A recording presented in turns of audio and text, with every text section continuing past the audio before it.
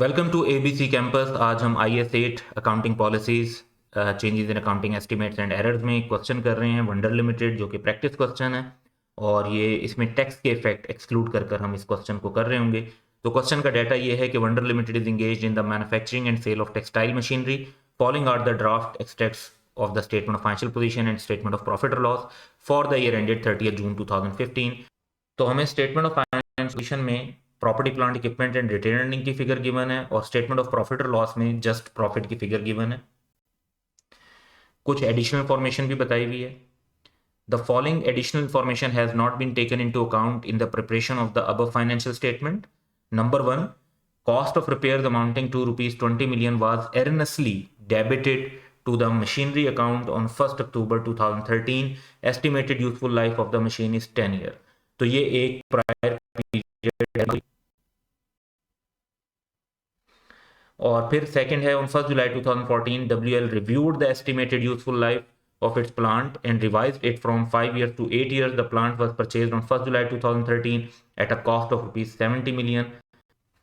तो इसमें एरर की अकाउंटिंग भी है, जिसका हमने करेक्शन ऑफ एरर करना है, और चेंज इन एस्टीमेट को भी अकाउंट फॉर करना है। Depreciation is provided under straight line method, ignore taxation. Requirement ये है कि prepare the relevant extracts including comparative figures for the year ended 30 June 2015 related to statement of financial position and statement of changes in equity along with the correction of error. तो हमें comparative figures के साथ basically 4 statements हैं जिनके relevant extracts बनाने होंगे। तो answer की तरफ चलते हैं।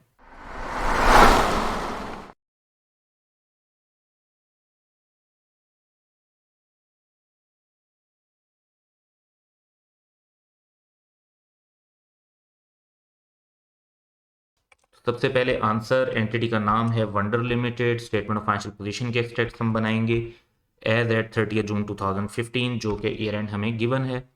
और इसमें 14 जो है वो एज अ कंपैरेटिव ईयर हमें रीस्टेट करना होगा। इसके बाद सिमिलर डाटा हमें जो है वो डेवलप करना है स्टेटमेंट ऑफ कंप्रीहेंसिव इनकम के लिए for the year ended 30 June 2015। तो इसमें भी हमारा जो कंपैरेटिव है वो हम रीस्टेट कर रहे होंगे। फिर हमें statement of changes in equity बनानी है।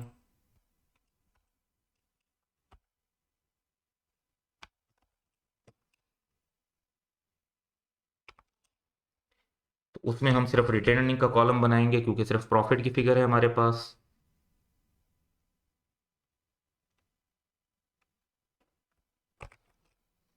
इसमें भी 2014 हमें रीस्टेट करना पड़ेगा।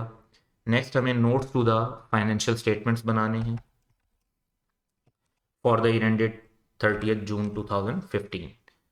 इसके अंदर हमें दोनों किस्म के नोट बनाने पड़ेंगे, क्योंकि हमने क्वेश्चन में नोटिस किया है कि एक चेंज इन एस्टिमेट है, तो उसका भी डिस्क्लोजर देना होता है, और उसके बाद करेक्शन ऑफ एरर भी है, तो उसका भी हमने डिस्क्लोजर देना होता है। तो ये डिटेल्स हम बनाएंगे, लेकिन इस पहले हमें फाइनेंशियल इफेक्ट वगैरह कैलकुलेट करने होंगे, क्योंकि फिगर्स फाइनलाइज होंगी तो फिर उनको ही हम प्रेजेंट कर सकेंगे।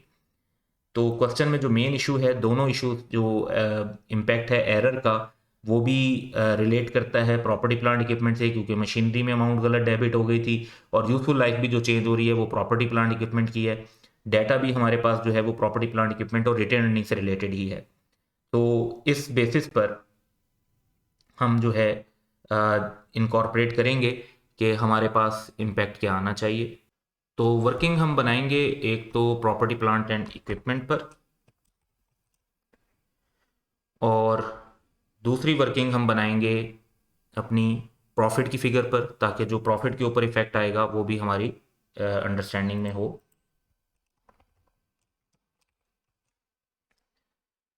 स्टार्ट करते हैं प्रॉपर्टी प्लांट इक्विपमेंट की फिगर से। सबसे पहले हम वो फिगर लेंगे जो हमें क्वेश्चन में गिवन है। तो क्वेश्चन में प्रॉपर्टी प्लांट इक्विपमेंट की फिगर गिवन है 130 एंड 189। यहां से हम स्टार्ट करते हैं।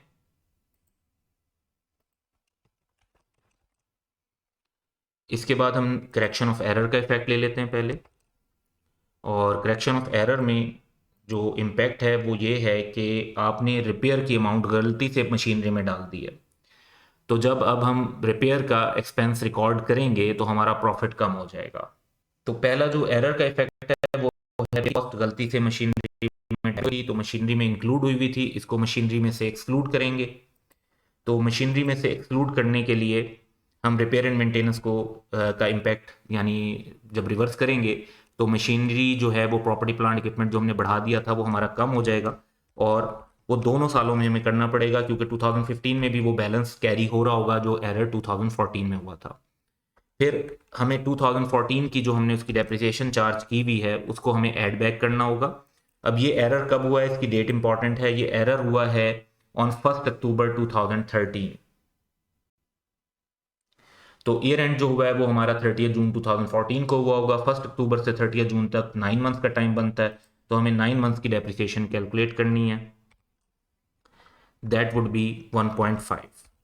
तो ये इम्पैक्ट 14 से 15 में भी कैरी हुआ होगा ड्यू टू एक्यूमुलेटेड डेप्रिसिएशन, तो ये हमने ऐड बैक कर दी। 2015 की जो डेप्रिसिएशन है वो सिर्फ 2015 में इफेक्ट आएगा और वो पूरे साल की हम चार्ज करेंगे, तो एग्जैक्ट आप 10% ले लें, दैट वुड बी 2। तो अगर हम करेक्शन ऑफ एरर का इफेक्ट देखें कि 2014 में कितना है, तो वो बनता है 20 और 1.5 का डिफरेंस, दैट इज 18.5। और सिमिलर अगर हम कैलकुलेशन करते हैं 2015 के लिए, तो इसमें अमाउंट क्योंकि 2 की 2015 की भी डेप्रिसिएशन का इफेक्ट आएगा, तो दैट वुड बी 16.5।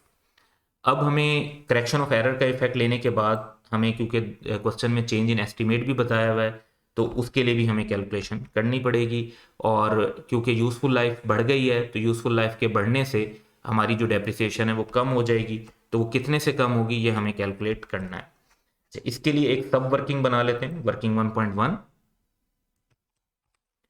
और इसमें हम कैलकुलेट कर लेंगे। सबसे पहले अगर हम देखें तो एसेट की जो कॉस्ट है वो क्या है, उसकी डेप्रिसिएशन, बेसिकली एक्यूमुलेटेड डेप्रिसिएशन, और उसकी कैरिंग अमाउंट। अच्छा, ये डाटा आप देखते हैं कि क्वेश्चन में हमें किस तरह दिया हुआ है। तो on 1 July 2014 WL reviewed the estimated useful life of plant and revised it from 5 to 8 years. Plant acquire July 30 और 70 मिलियन की इसकी कॉस्ट है। तो इस बेसिस पर इसकी जो पहले डेप्रिसिएशन चार्ज हुई भी होगी, क्योंकि एक साल ही हुआ ऐसे एक्वायर किए हुए, तो उसको हम देख लेते हैं।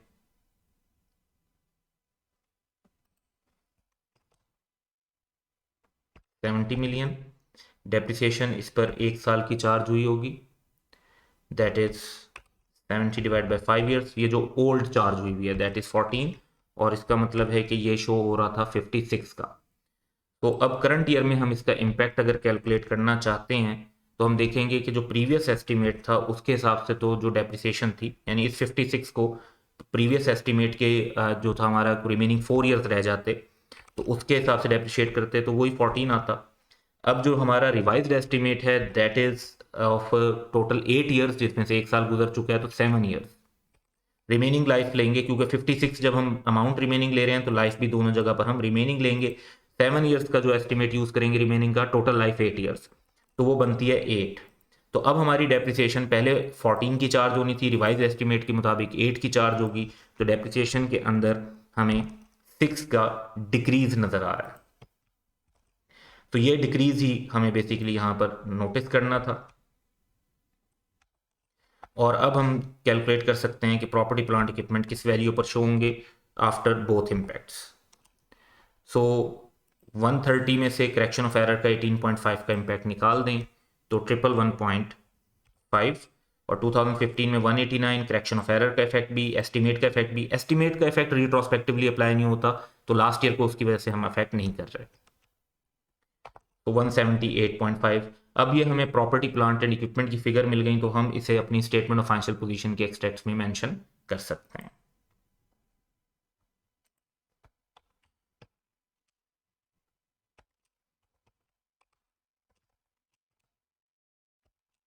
Triple 1.5 and 178.5। नेक्स्ट इम्पैक्ट जो हमें देखना है वो देखना है प्रॉफिट पर, क्योंकि स्टेटमेंट ऑफ फाइनेंशियल पोजीशन में हमें रिटर्न अर्निंग भी चाहिए, लेकिन जब प्रॉफिट आ जाएगा तो चेंजेस इन इक्विटी भी बन जाएगी और रिटर्न अर्निंग भी बन जाएगी। तो प्रॉफिट का फिगर कैलकुलेट करने की तरफ चलते हैं। प्रॉफिट पहले हम वंस अगेन वो लेंगे जो हमें गिवन है क्वेश्चन में, दैट इज 90.98।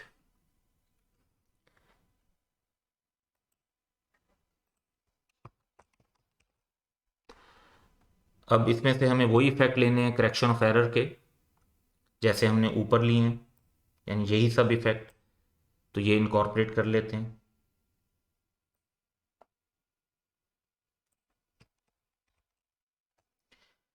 लेकिन यहाँ पर फ़र्क ये होगा कि जो प्रॉपर्टी प्लांट इक्विपमेंट है, क्योंकि वो स्टेटमेंट ऑफ फाइनेंशियल पोजीशन का आइटम है, तो वहाँ पर चीज़ें क्यूमुलेटिव आ रही थी, यानी अगर कोई चीज़ 14 में थी तो वो 15 को भी अफेक्ट कर रही थी। प्रॉफिट जो है वो सिर्फ 1 ईयर का होता है, तो उसका जो इम्पैक्ट होगा वो सिर्फ अगर एक साल में इम्पैक्ट आ गया तो वो नेक्स्ट ईयर में इफेक्ट नहीं आएगा। तो रिपेयर एंड मेंटेनेंस का 20 का इफेक्ट जो है, अब जब आप रिपेयर एंड मेंटेनेंस एक्सपेंस बनाएंगे तो आपका प्रॉफिट कम हो जाएगा, लेकिन डेप्रिसिएशन का इफेक्ट जो है वो एड बैक होगा।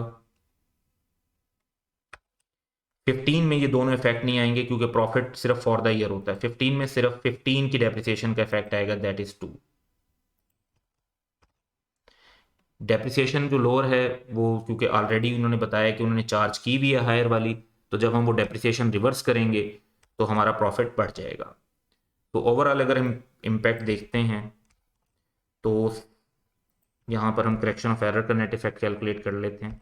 18.5 एंड 2, 78 में से 18.5 हम माइनस करेंगे तो दैट वुड बी 59.5। 90 में एरर की करेक्शन डेप्रिसिएशन के ऐड बैक होने से भी प्रॉफिट बढ़ गया, और कम डेप्रिसिएशन यानी चार्ज करने की वजह से, रिवर्सल ऑफ डेप्रिसिएशन की वजह से भी प्रॉफिट बढ़ गया, तो प्रॉफिट हो जाएगा 98।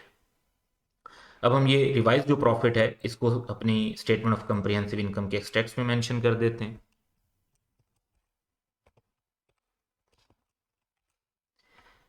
नेक्स्ट हमें बनाना है statement of changes in equity को। तो सबसे पहले हम लेते हैं बैलेंस एज एट 1 जनवरी। तो हमारे पास जो स्टार्टिंग बैलेंस है वो 2014 का क्या होना चाहिए। ये जो 108 का बैलेंस है ये 2014 के एंड का बैलेंस है। हमें एंड का बैलेंस नहीं चाहिए, हमें जो बैलेंस चाहिए वो स्टार्टिंग चाहिए। अब इस बैलेंस के अंदर ये 78, तो ड्यूरिंग द ईयर ये 78 प्रॉफिट के ऐड हुए होंगे, उसके बाद ये 108 हो गया होगा। तो अगर हम देखना चाहते हैं कि इसका बैलेंस इस प्रॉफिट के ऐड होने से पहले क्या था, तो हमें 108 में से 78 माइनस करना होगा, तो ओपनिंग 30। तो यहां से हम स्टार्ट करेंगे।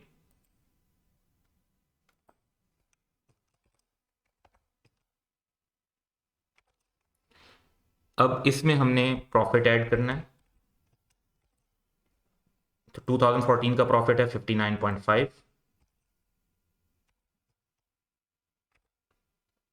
टोटल हमारा बन जाता है 89.5।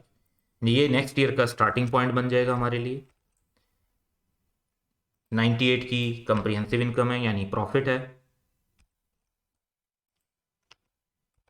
और टोटल आ जाएगा 187.5। अब ये जो हमारे पास रिटर्निंग के टोटल्स आए क्लोजिंग, ये हमें अपनी स्टेटमेंट ऑफ फाइनेंशियल पोजीशन में शो कर देंगे। तो इस तरीके से हमारी पहली रिक्वायरमेंट के स्टेटमेंट ऑफ फाइनेंशियल पोजीशन के एक्सट्रैक्ट्स बने, वो भी बन गई, स्टेटमेंट ऑफ कंप्रिहेंसिव इनकम भी बन गई, और statement of changes in equity भी बन गई। अब नोट्स की तरफ आते हैं। तो नोट्स में जस्ट हमें डिस्क्रिप्टिव इन्फॉर्मेशन देनी है कि जो एस्टिमेट के बारे में दो बातें बतानी होती हैं कि नेचर ऑफ चेंज क्या है और फाइनेंशियल इफेक्ट ऑफ चेंज क्या है। तो रिमेनिंग यूजफुल लाइफ चेंज हुई, ये नेचर ऑफ चेंज है कि 4 to 7 ईयर्स रह गई रिमेनिंग, जिसकी वजह से डेप्रिसिएशन 6 मिलियन से कम हो गई, तो ये हमारा फाइनेंशियल इफेक्ट था। तो नेचर और फाइनेंशियल इफेक्ट हमने दोनों बता दिए। करेक्शन ऑफ एरर में भी हमें नेचर बतानी होती है कि एरर किस टाइप का था, क्या एरर था और वो कैसे हमने करेक्ट किया। तो हम बताएंगे कि during the year ended last year जो था, the repair work was erroneously included machine account, effect of correction of this error is as follows. तो इसका जो प्रायर पीरियड पर इम्पैक्ट है वो हमने बताना होगा। तो सबसे पहले जो इफेक्ट हमारा आया स्टेटमेंट ऑफ फाइनेंशियल पोजीशन के आइटम्स पर, उसकी अगर बात करें तो हमारा प्रॉपर्टी प्लांट इक्विपमेंट में अगर हम इफेक्ट देखें तो प्रॉपर्टी प्लांट इक्विपमेंट हमारे कम हुआ है 18.5 से, और इतने से ही हमारा जो है वो प्रॉफिट भी कम हुआ, तो प्रॉफिट के कम होने से रिटर्निंग पे फ़र्क आ जाएगा। तो ये इम्पैक्ट तो हम लिख देंगे।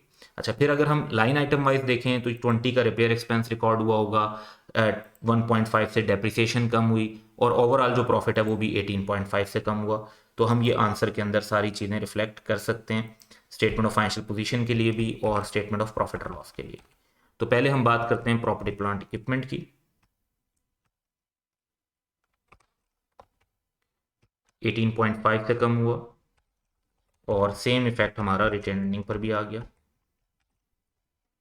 एक तरफ प्रॉपर्टी प्लांट इक्विपमेंट कम होकर क्रेडिट हुए तो रिटेन अर्निंग कम होकर डेबिट हो गए। फिर प्रॉफिट और लॉस के अंदर ये जो 18.5 का फर्क पड़ा, ये इंडिविजुअली अगर हम बात करें तो रिपेयर का एक्सपेंस हमारा इंक्रीज हुआ 20 से,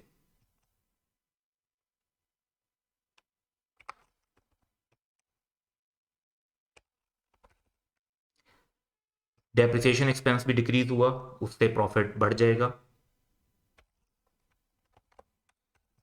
बाय 1.5। और जो नेट इफेक्ट आया प्रॉफिट पर ओवरऑल, यानी इन दोनों का मिलाकर, वो फर्क क्या पड़ा, वो पड़ा 20 माइनस 1.5, ओवरऑल 18.5 से डिक्रीज हुआ।